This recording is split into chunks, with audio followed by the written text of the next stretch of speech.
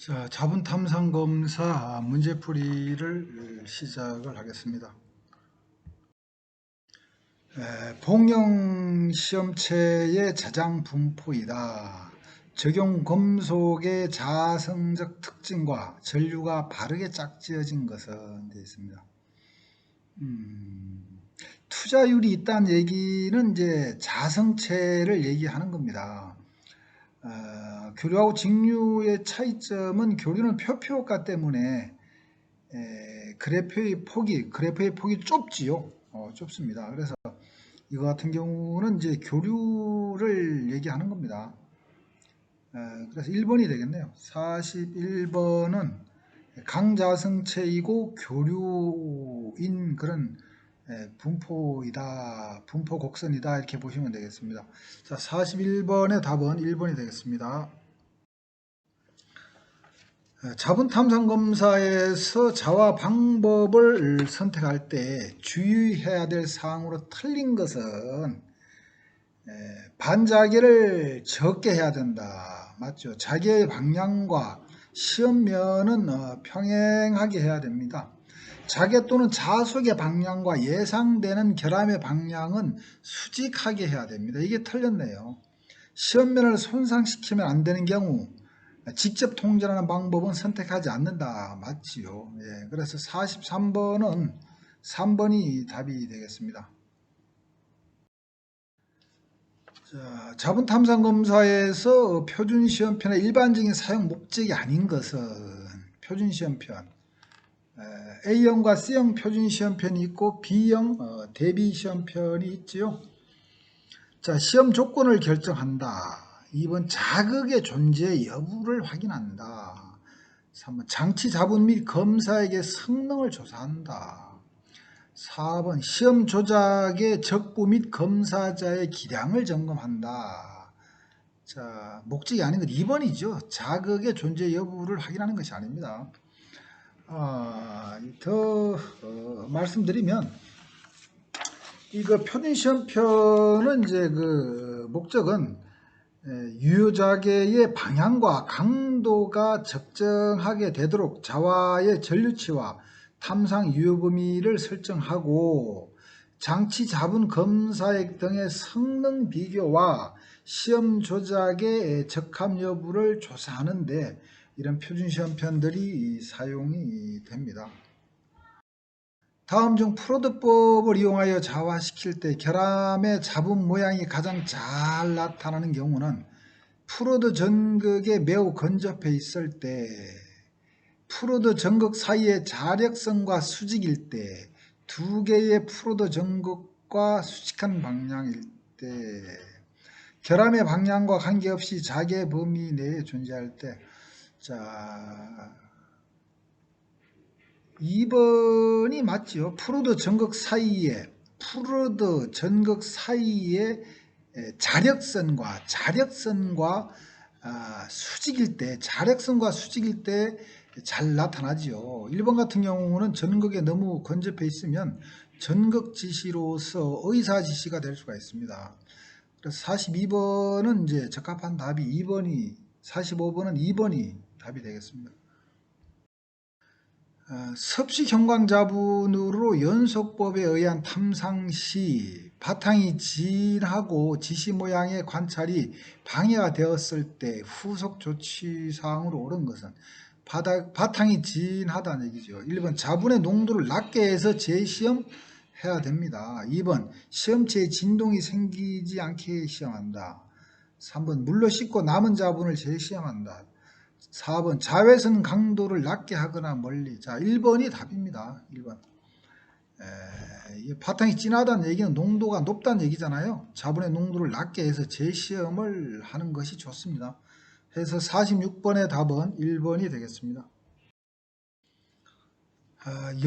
직류 또는 영구자석을 사용한 극간식 자분 탐상기의 자력으로 맞는 것은, 자, 이거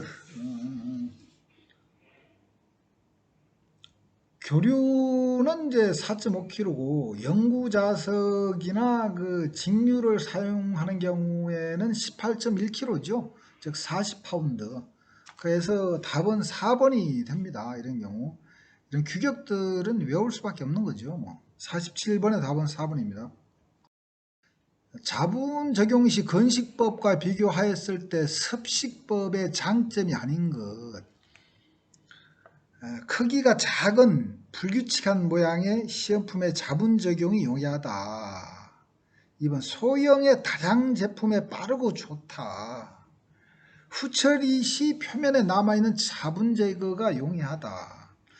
자동장치의 작업에 적합하다 돼 있는데 섭식법은 이제 이렇게 뿌리거나 붓거나 하는 방법이죠. 그리고 불규칙하고 작으면서 다량의 시험체에 적용이 가능합니다. 또 자동화를 하면 편리하지요. 또 시험체에 붙어있는 자분을 제거하는데 불편함이 있습니다. 건식보다.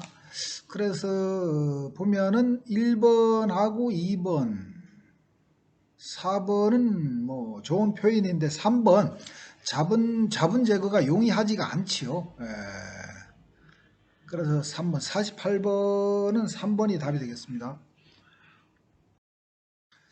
자, 시험체를 탈자한 후 시험체에 대한 탈자 정도를 확인하는 방법으로 적합하지 않은 것은 1번 홀 소자나 자기 다이오드를 사용한 자석계로 측정을 한다. 시험체에 자침을 놓고 자침의 각도를 확인한다. 철분이나 철핀 등을 시험체에 흡착하는 방법. 시험체의 자극의 자침을 가까이 하여 자침의 움직이는 각도로서 그 잔류 자극의 세기를 측정한다. 뭐 1번, 3번, 4번은 일반적으로 이제 사용이 되는 방법인데요. 2번은 뭐 이렇게 잘 사용을 하지 않습니다. 해서 49번의 답은 2번이 되겠습니다. 네. 자기펜 자국이 나타났을 때 처리하는 방법은 그대로 내버려 둔다. 의사지시죠, 이게. 거짓지시. false indication입니다. 거짓지시. 시험체를 약간 가열해 준다. 시험체에 더욱 강한 자정을 걸어준다. 탈자 후 다시 자화를 시켜야 됩니다. 탈자해서 다시 자화했을 때 없어지면 이제 자기펜 자국이 되는 거지요. 자, 자기펜 자국은 탈자 후에 재시험하면 자분 모양이 사라집니다. 전류지시 같은 경우는 이제 전류를 작게 하거나 뭐 잔류법으로 재시험하면 자분 모양이 사라지죠.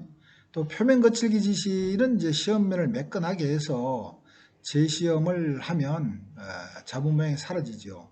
또 재질 경계 지시는 매크로 시험이라든가 현미경 시험 등 그 자분 탐상 시험 이외의 방법으로 확인할 수가 있습니다.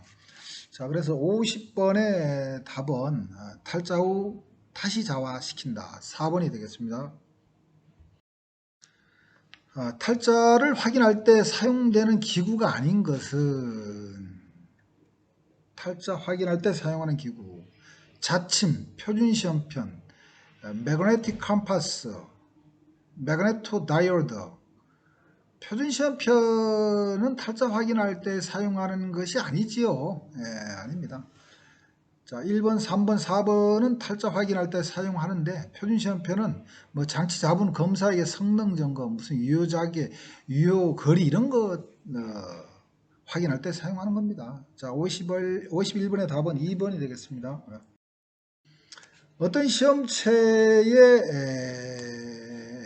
자분 탐상 시험 절차서를 작성할 때 자분 모양의 기록 방법으로 틀린 것.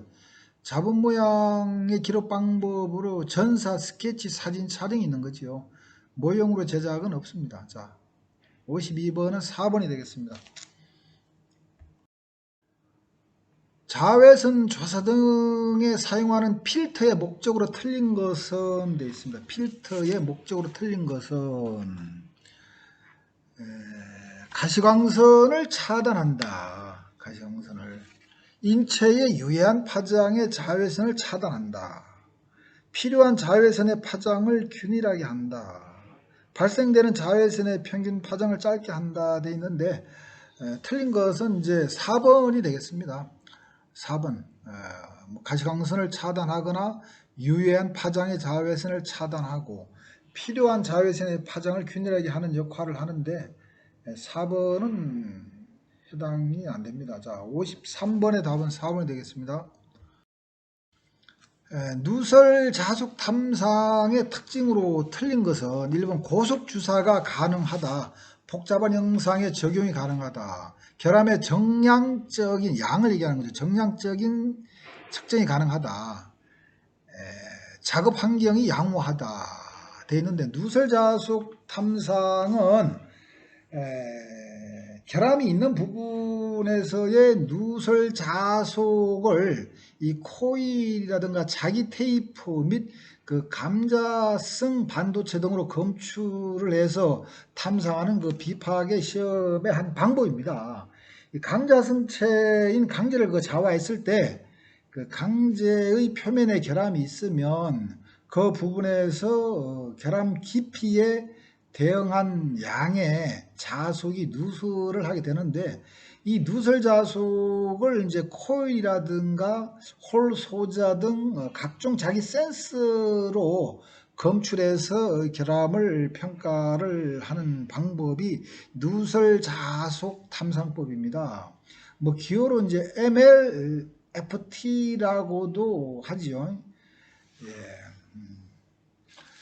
자, 그래서 틀린 것은 고속주사 가능하고 정량적인 양을 측정 가능하고 작업 환경이 양호하고 복잡한 형상의 적용이 좀 힘들죠. 그래서 54번은 답이 2번이 되겠습니다. 잡음 모양 관찰에 대한 설명 중 틀린 것은 시험품을 손으로 잡고 관찰하는 경우 우선 잡고자 하는 부분부터 관찰하거나 관찰이 끝난 부분을 잡도록 해야 되겠지요. 2번 잡은 지시 모양이 관찰되면 우선 의사 지시 모양인지 결함 지시 모양인지를 구별을 해야 되겠지요. 3번 미세한 잡은 지시 모양을 빠뜨리지 않도록 가능한 관찰면에 대해서 비스듬히가 아니고 관찰면에 대해 수직으로 제대로 봐야 되지요. 관찰해야 됩니다. 관찰하는 광선은 관찰면에 대해 반사광이 없는 위치와 각도에서 비추도록 해야 되겠지요. 이것은 3번이 틀렸네요. 55번 3번. 관찰면에 대해서 이렇게 수직으로 제대로 이렇게 봐야 됩니다. 정면에서 봐야 됩니다. 비스듬히 보면 안 되죠. 그래서 55번의 답은 3번이 되겠습니다. 표면하 결함에 대한 검출 감도가 높은 것에서 낮은 것으로 배열하였다. 표면하 검출, 표면직한. 이제 그 교류에서 직류로 가는 그런 순서를 얘기하는 거죠. 교류를 이렇게 정류를 하면은 맹류가 됩니다. 그래서 교류를 정류하면은 뭐 단상 반파, 단상 전파, 삼상 반파, 삼상 전파, 무슨 뭐 충격, 직류 이런 식이잖아요. 그래서 보면 또 순서가 또 교류, 교류 섭식, 교류 건식, 직류 섭식, 직류 건식, HWDC 이런 순서지요. 이제 끝이야. 그러니까 이제 아까 높은 곳에서 낮은 것이니까 반대. 아까 2번이 되겠죠. 2번. HW 반파 정류된 직류. 그 다음에 직류의 건식, 직류 섭식, 교류 건식, 교류 섭식. 맞습니다. 이런 순서입니다. 예. 56번의 답은 2번이 되겠습니다. 섭식 건식 맞습니다. 자, 자화 방법 중에서 자화의 형태가 선형자화인 것은 7가지 자화 방법 중에서 선형자화법인 것은 극관법하고 코일법밖에 없습니다. 선형자화하고 원형자화를 구분 짓는 그 기준은 자극이 있으면 선형자화입니다. 자극이 없으면 원형자화고. 자, 57번의 답은 3번이 되겠습니다. 자본 탐상 검사 시 검사에게 사용되는 분산매의 성질로 적합하지 않은 것은 분산매 이 등류 같은 거 얘기하는 거죠. 적심성이 좋을 것, 휘발성이 높을 것, 인화점이 높을 것, 유독성이 없을 것, 독성이 없어야 좋죠. 인화점이 높아야 되겠죠. 작은 온도에서 불이 붙어버리면 안 되겠죠. 휘발성은 낮아야 되죠. 빨리 휘발해버리면, 정발해버리면 안 되는 거죠. 적심성은 좋아야 되지요. 잘 뿌렸을 때 표면에 잘 달라붙어야 되겠죠. 적합하지 않은 것은 해서 58번의 답은 2번 휘발성이 낮아야 되겠죠.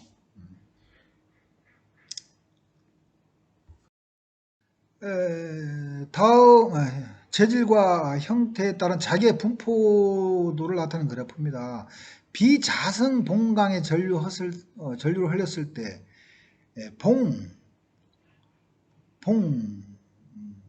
봉하고 실린더가 있는데 실린더는 그 코너에서부터 좀 떨어진 거죠. 1번 그림 같은 경우가 이제 실린더형의 자기의 분포입니다.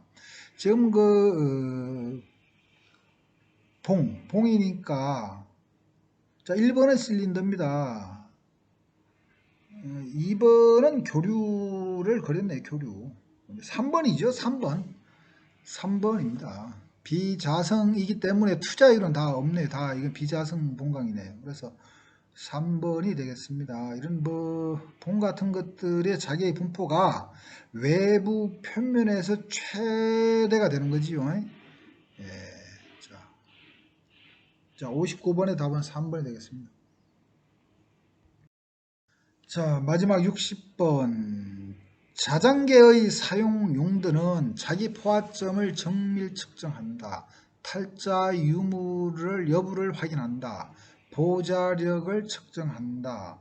항자력을 측정한다. 돼 있는데